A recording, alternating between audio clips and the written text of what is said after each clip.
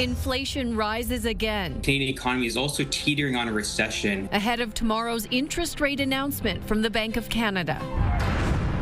Several employers and workers at odds across Alberta. Very focused on getting a fair contract. The potential impacts of the labor disputes. Plus, pets on the loose, but not by accident. Never humanize your pet, instead animalize yourself. The story behind these cockatoos in a Calgary park. CTV Calgary, local breaking news with Alicia Fieldberg. Good evening and thank you for joining us. Police are investigating a collision that sent a young cyclist to hospital with potentially life-altering injuries. The cyclist was hit this afternoon just off Bow Trail and 40th Street Southwest. It's not clear how it happened or whether anyone was charged. Police were blocking traffic in the area for hours, investigating. Well, it's only up slightly, but Canada's inflation rate is forcing everyone to make their money stretch further. Economists warn Canada's economy is on the brink of recession. Tyson Fedor reports. Calgary shoppers are trying to put food on the table with a budget. It's extremely expensive. Swanson pies. We used to pay about $1.50 for them. At Walmart, they went up to $2.78. I mean, if you do the math. Canada's inflation rate was up 1.9% in August. In Alberta, that number was lower at 1.4%. The Canadian economy is also teetering on a recession. We had a really negative reading for growth in the second quarter of the year, and it looks like the third quarter is going to be at best flat. Consumers are facing the biggest sticker shock when it comes to meat. If you got a big family, it's really hard to just stock up. What we're getting is a bit of a hangover from dry weather a few years ago. Sam Gundy of Ribeye Butcher Shop says when barbecue season started, the loin cuts of beef were up nearly 20 to 30%. And StatsCan says meat was up 7.2% just last month. It's the ends of the animal that are getting more expensive, which is I haven't seen this before. I've been doing this for 23 years. Gundy says although consumers lean heavily on ribeyes and strip loins, there are other more affordable cuts of beef. Think flat iron, think flank, think hanger, think skirts.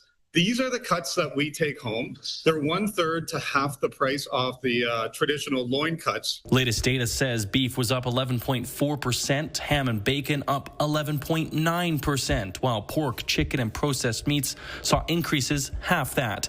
And these prices won't be coming down anytime soon. We're not talking that by Christmas beef prices will be coming down. We're talking a period of a few years before we see some softening of the beef price. Gas prices also increased nationally by about 1.4%, with economists pointing to summer driving habits.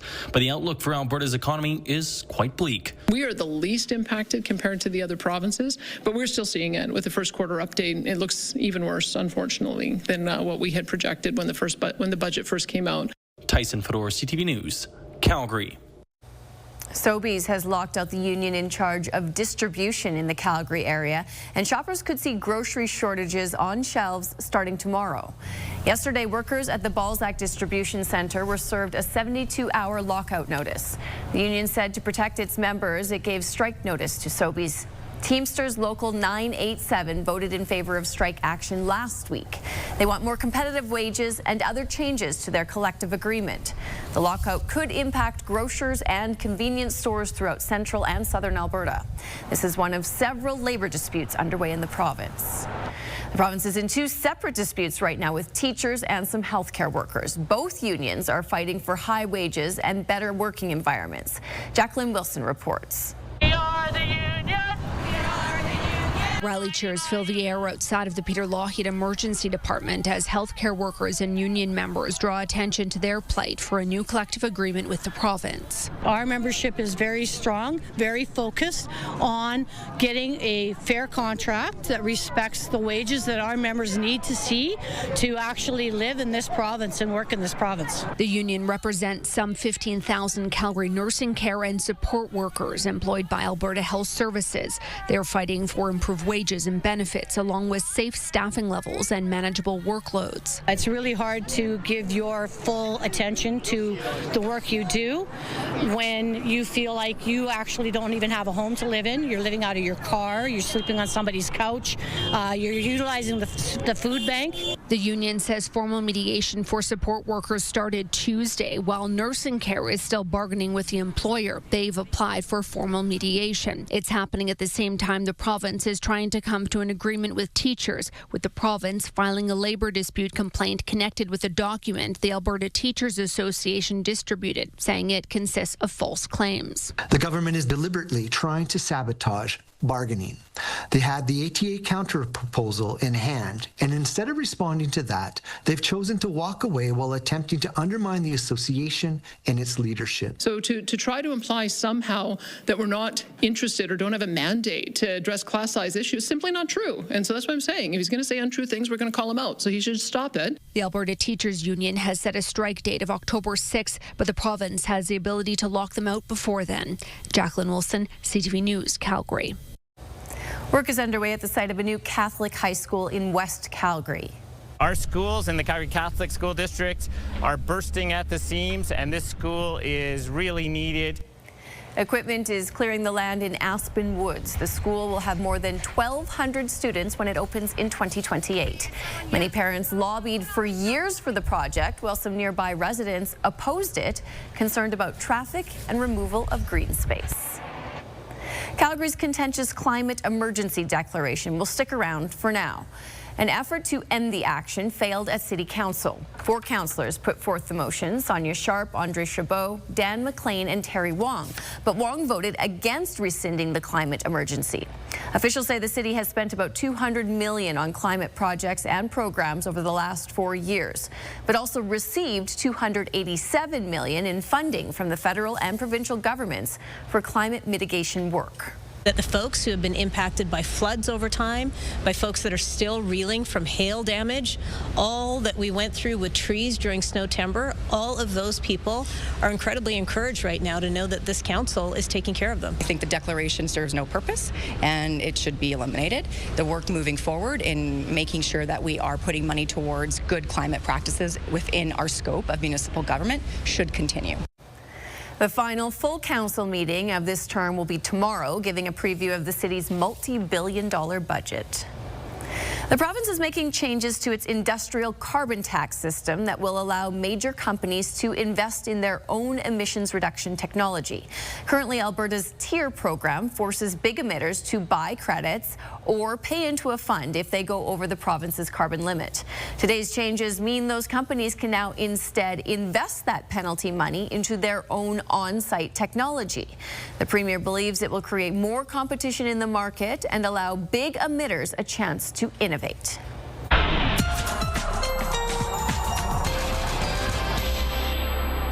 Danielle, I know it's technically summer, but it really felt like it today, and there's more of that in store. Yes, so much more. In fact, the next 10 days, we have lots of warmth, and tomorrow will be one of the hotter ones with a high of 26 degrees. We also have really good air quality. We're on the low risk end of that air quality health index, which is some good news, and we should remain there for quite a while.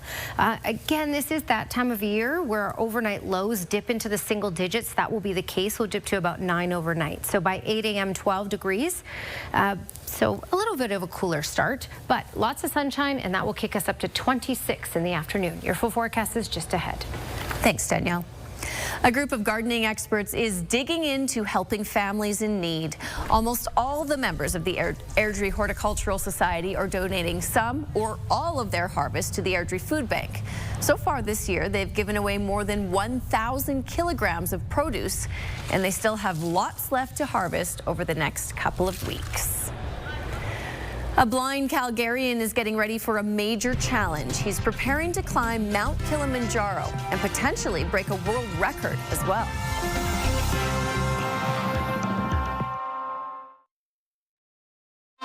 You're watching CTV News, Calgary. Some residents in the northwest community of Nolan Hill are raising concerns over the city's maintenance of its public spaces. After multiple complaints to the city went unanswered, a petition was launched calling for more action. So far, it has over 250 signatures. One of the main concerns is all the weeds, plus the foxtail, which left one resident with a $600 vet bill. Other concerns include grass clippings left on sidewalks and litter scattered on city property. The petition's organizers say their neighborhood is feeling neglected. A meeting between the city and the community is set for Saturday. Health Canada says a Salmonella outbreak has been linked to dog food and treats. So far, 13 Albertans have become ill. The agency says a single common supplier of dog food or treats has not been identified. So far, 27 people in Canada have confirmed cases of Salmonella. 6 have been hospitalized. Many reported handling kibble or dehydrated and freeze-dried dog treats prior to getting sick.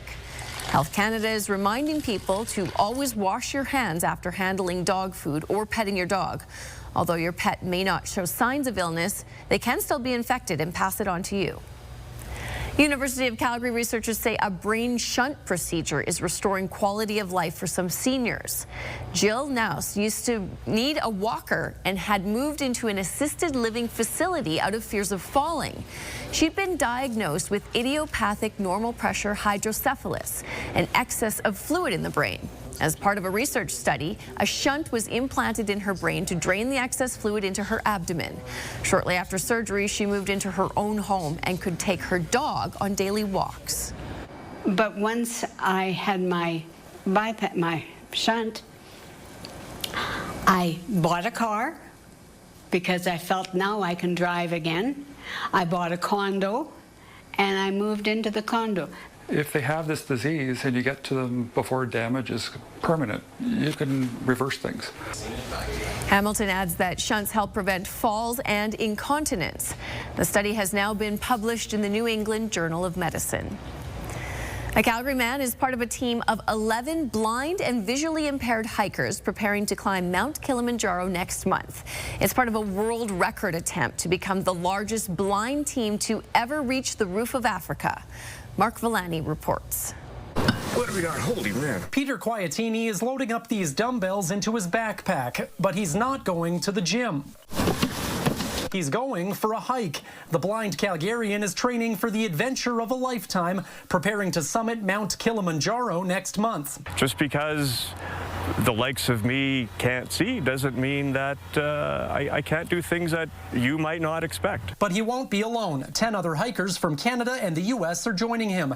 The group is attempting to break a world record as the largest team of visually impaired climbers to scale Africa's highest peak. It's a long way up, nearly 5,900 meters to the top, as part of the Lemosho route. That's been on my bucket list for years. Desiree Dion is a fellow blind hiker from Lacombe. She says reaching the summit will be a dream come true. When you see someone you don't understand, it's very easy to judge their capabilities. It's nice to be able to show people it's possible to do things in spite of differences. And other blind climbers like Tammy Adams from Toronto say traveling as part of a team will actually heighten her senses. You know, make sure you're lifting up your feet and you're aware of your surroundings and you're listening. Quietini relies on bells to listen to those around him and a hiking pole to hold on to a sighted guide in front. His wife won't be making the trip to Africa, but she's taken pride in keeping him safe during training. Communication is everything. He wants to know what he might trip over to avoid a problem. He needs to know where the trail's very narrow and he might fall off the side. My feet just have to accommodate all the variability in the trail. And although it's an adjustment, these hikers are determined to show what's possible. It does send a message that we are capable. Go for it. I mean, take the opportunity while you can. It's going to be extremely exhilarating. Mark Villani, CTV News, Calgary. The blind hikers will begin their ascent of Mount Kilimanjaro on October 1st and aim to reach the summit by October 7th. A Calgary club celebrated its 100th anniversary today. The Knights of the Round Table organization focuses on knowledge. The Calgary chapter was started by prominent Calgarians in the 1920s and over the decades has hosted speakers on many different topics from varying points of view, followed by discussion and debate. Forum where you can express any of your ideas, be the controversial or non-controversial, a place where people can enjoy the company of others and have good conversations and learn. The group was originally only for men and difficult to get into, but over the past decades, it has been open to anyone. Well, it cools down a lot at night, but we are expecting t-shirt weather again tomorrow afternoon. Danielle's forecast is after the break.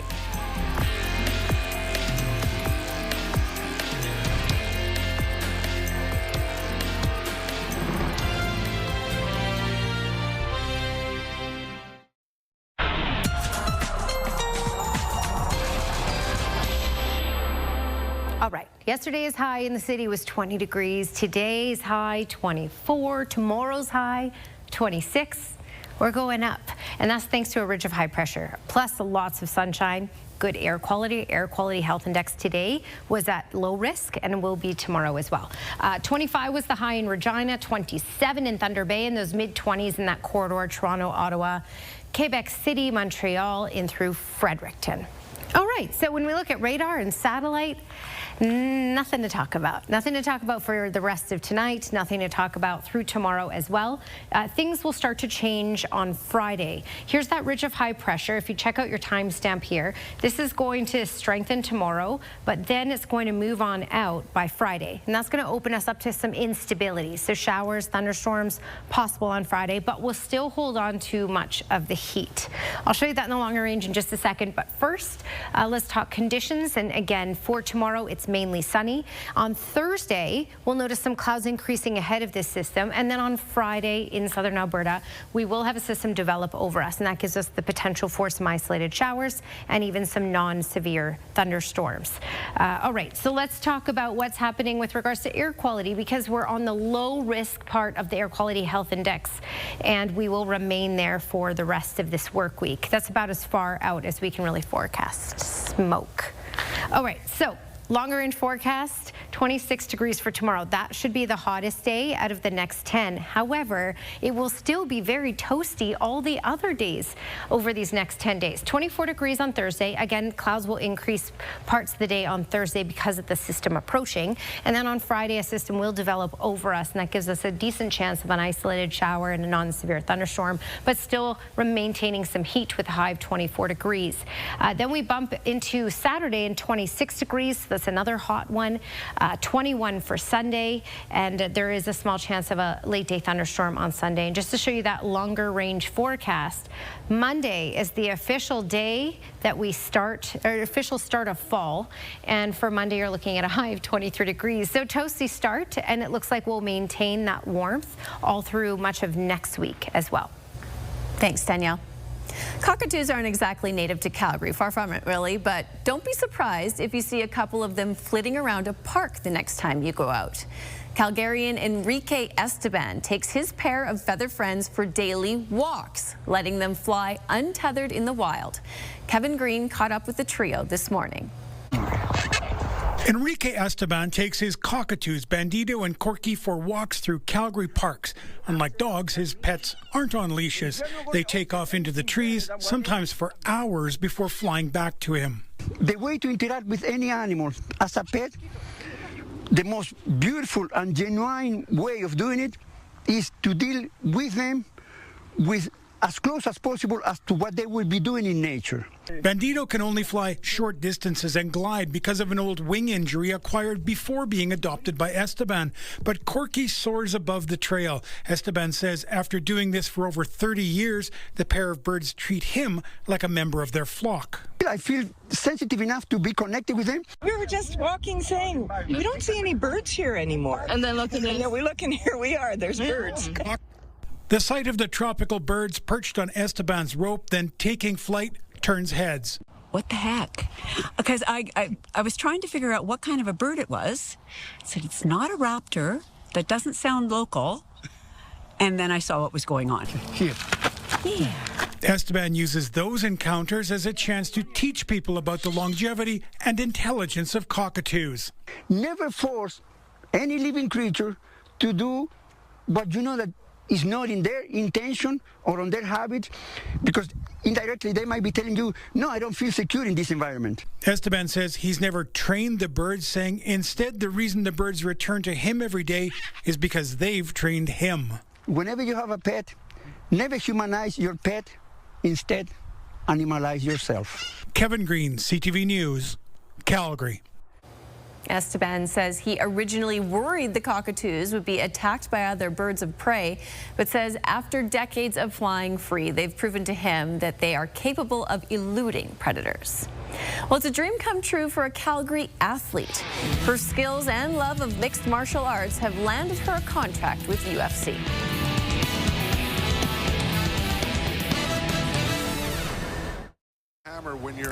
It's back-to-back golds for Canada's Ethan Katzberg at the World Championships in Japan. The 23-year-old from Kamloops smashed the competition with a record-breaking hammer throw. Canada continues to dominate the event after Cameron Rogers won her event on Monday. And one of Calgary's top fighters has signed a 4-fight contract with the UFC, with her first fight scheduled for next month. Glenn Campbell has her story. Even as a kid, Melissa Croden was interested in mixed martial arts. She was never one for team sports, and MMA fit her competitive needs.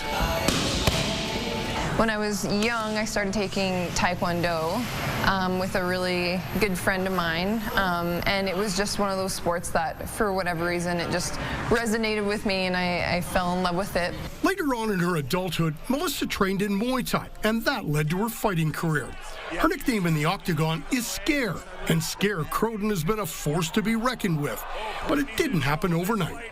It's just weird. If you do something long enough, eventually you're going to get decent at it, as long as you're keeping yourself honest and you're doing the right things for you to continue, you know, expanding on your skill set and expanding on all the things that it takes to become good at something.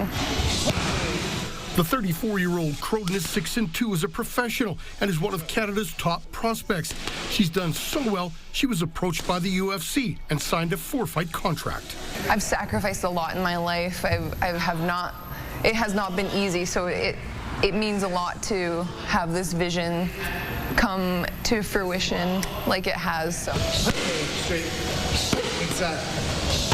Curtis DeMars is Melissa's coach. He says getting this UFC contract is a big deal. This is a very special moment for, I think, just the community of Calgary and for Canada alone. So, you know, to have the #1 women's bantamweight woman sign with the UFC in Canada, it's huge. Croden's first fight in the UFC will be next month in Vancouver as she takes on Teneri Lisboa of Brazil.